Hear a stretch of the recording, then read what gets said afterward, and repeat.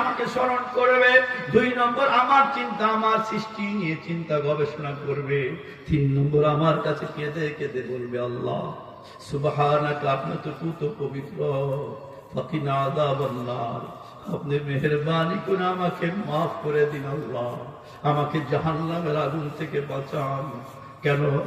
ইন্নাকা মান তুদখিলিন নার ফাকাদ আখযাইতা ওয়া মা লিয-যালিমিনা মিন আনসার। বান্দা আল্লাহ গো, যাকে আপনি জাহান্নামের মধ্যে নিয়ে যান তাকে তো অত্যন্ত লাঞ্ছিত করে অবস্থান করেন, ওই জাহান্নামের লাঞ্ছনা আমি সইতে পারবো না। আল্লাহ আপনি আপনার পথে চলার তৌফিক দেন। আল্লাহ আমাকে জাহান্নাম থেকে বাঁচান। রব্বানা লা তুযিগ কুলুবানা বা'দা ইয হাদাইতানা, আল্লাহ যখন আমাকে হেদায়েত করেছেন আর যেন লাঞ্ছিত না হই।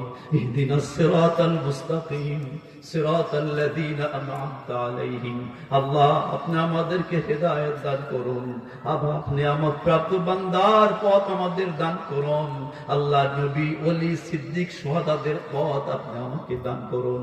ওয়াইল মাগদুবি আলাইহিম ওয়ালাদ-দাল্লিন, আল্লাহ আপনার গজবওয়ালা এবং বিভ্রান্ত ইয়াহুদ এবং নাসারাদের দল থেকে, তাদের পথ থেকে আমাকে বাঁচান।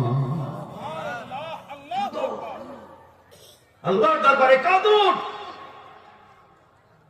সূরা 7 পারার প্রথমে আল্লাহ বলছেন, ওয়াইদা সামি'ু মা উনজিলা ইলার রাসূল তারা আ'য়ুনাহুম তাফিদু মিনাদ দাম'i, আল্লাহ বলছেন, ও হাবিব, ওয়াইদা সামি'ু মা উনজিলা ইলার রাসূল, রাসূলের প্রিয়জন যারা, তারা রাসূলের কাছে যখন যা নাযিল করা হয়েছে তা দেখার সাথে সাথে, তা শোনার সাথে সাথে তাদের চোখে পানি এসে যায়। হায়রে আমি আল্লাহ থেকে কত দূরে, হায়রে আমি আল্লাহর পথে চলতে পারি নাই। আল্লাহ আপনি আমাকে মাফ করে দিন। আল্লাহ আমাকে আপনার পথে চলার তৌফিক দান করুন। প্রিয়জনের হাতে ধরে বললাম, পায়ে ধরে বললাম, আপনি আমার প্রিয়জন, আমার জন্য তো দোয়া করবেন, আপনাদের জন্য দোয়া করি। হাতে ধরে বলছি, পায়ে ধরে বলে একটু ভেবে দেখুন, টাকা হারায় গেলে চোখে পানি আসে, সন্তান হারালে চোখে পানি আসে। আমরা যে আল্লাহ হারা হয়ে আছি, আল্লাহর থেকে দূরে আছি, গত 1 বছরে কি 2-4 ফোঁটা পানি এজন্য চোখে এসেছে? কয়জন আসছে? আল্লাহ হারায় বসে আছে। মা হারালে কাঁদি, বাবা হারালে কাঁদি, সন্তান হারালে কাঁদি।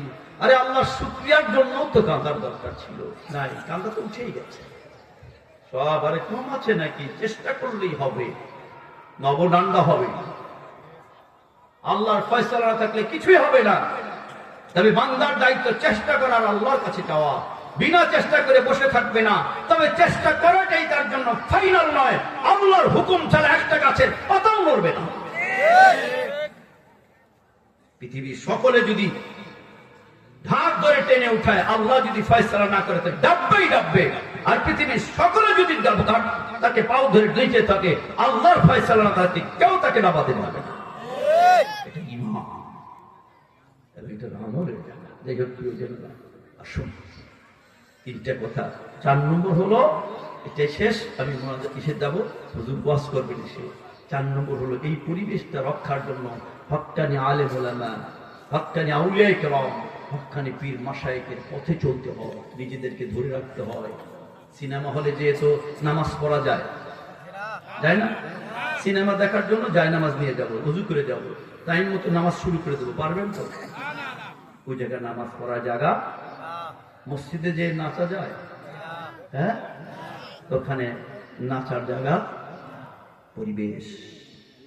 কথা বললে অনেক আসবে, একদম ডাইরেক্ট সহিহ হাদিস, বুখারী, মুসলিম, আবু দাউদ, নাসাই, সহিহ হাদিসের আলোকে সব কথা আসবে। এসব ঘটে আজ কথা আসবে, হাদিস শরীফ আসবে।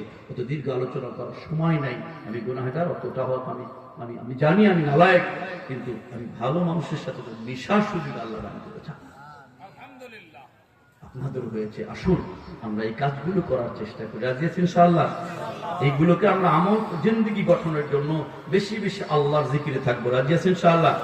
ফরজ জিকির, নামাজ রোজা বাদ দিয়ে তাহলে তো হলোই না, এটা তো ফরজ জিকির। আগে ফরজ জিকির, তারপর মুস্তাহাব বেশি বেশি আদায় করবেন।